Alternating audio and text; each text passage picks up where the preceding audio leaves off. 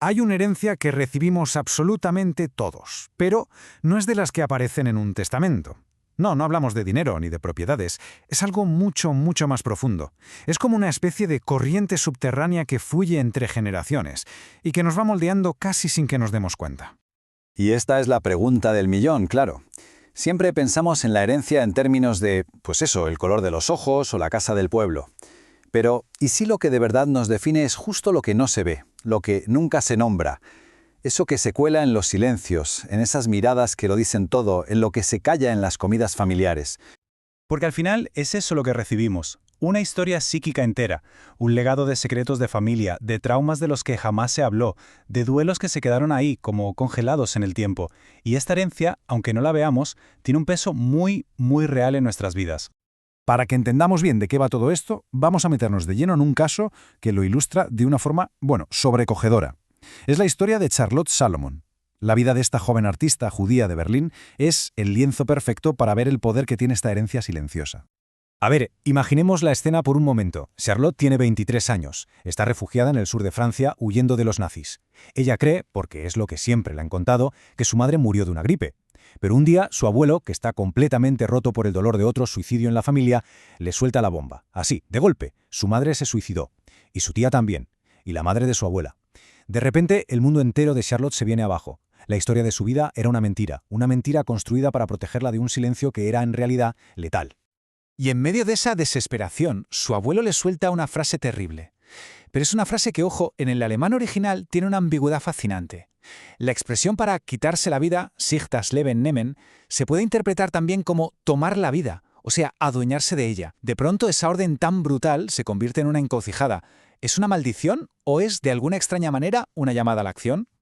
El caso de Charlotte es una puerta de entrada perfecta a un concepto clave del psicoanálisis que nos ayuda a entender cómo estas cargas invisibles van pasando de una generación a otra. Vamos a ver un poco la teoría que hay detrás. El psicoanalista René Caes lo bautizó como transmisión psíquica. ¿Y qué es? Pues es básicamente el proceso por el cual todo aquello que no se dijo, todo lo que nuestros padres o abuelos no pudieron procesar, no se esfuma sin más. No. Se nos transfiere. Se nos entrega, pero encriptado, como si fuera un paquete sin remitente que llevamos a cuestas sin saber ni qué hay dentro. Como se ve aquí, podríamos decir que hay dos tipos de transmisión. Por un lado, la que es abierta, las historias que nos cuentan de pequeños, los valores, los rituales, todo eso lo podemos integrar y transformar.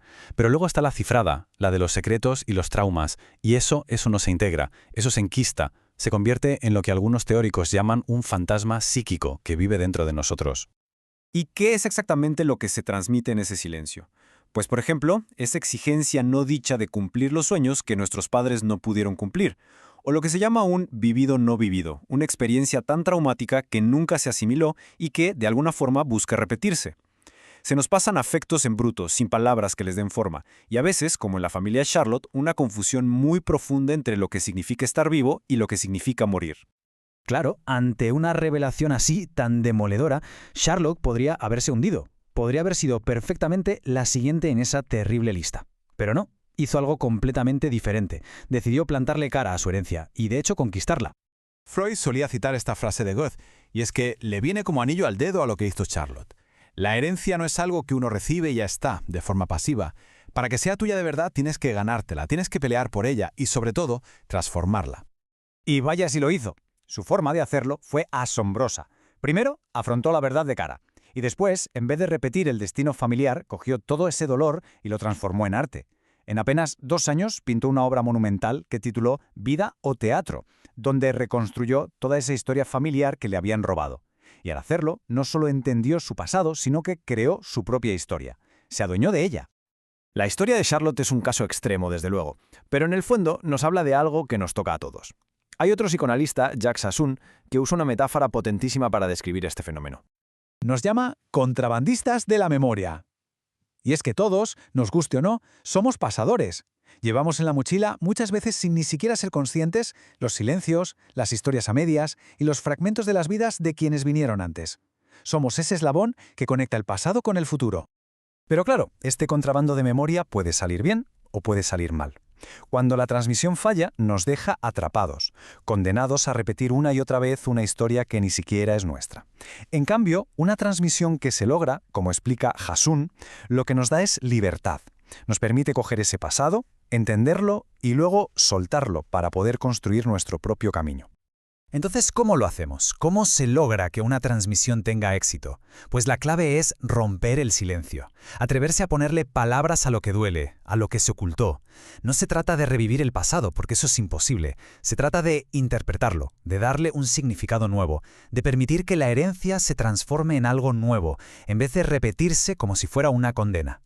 El objetivo final no es convertirnos en copias de nuestros antepasados, ni mucho menos. Es crear una coherencia interna. Es entender de dónde venimos para poder elegir con libertad hacia dónde vamos. Es en definitiva encontrar nuestro propio lugar en esa larga cadena de la que formamos parte. Y todo esto nos deja con una última reflexión. Todos, sin excepción, llevamos esa mochila de contrabandistas. Heredamos una historia, sí, pero también tenemos el poder de decidir cómo la contamos, qué silencios vamos a romper y qué palabras nuevas queremos añadir a ese relato. Así que, la pregunta es para todos. Como herederos y como contrabandistas, ¿qué historia vamos a elegir transmitir?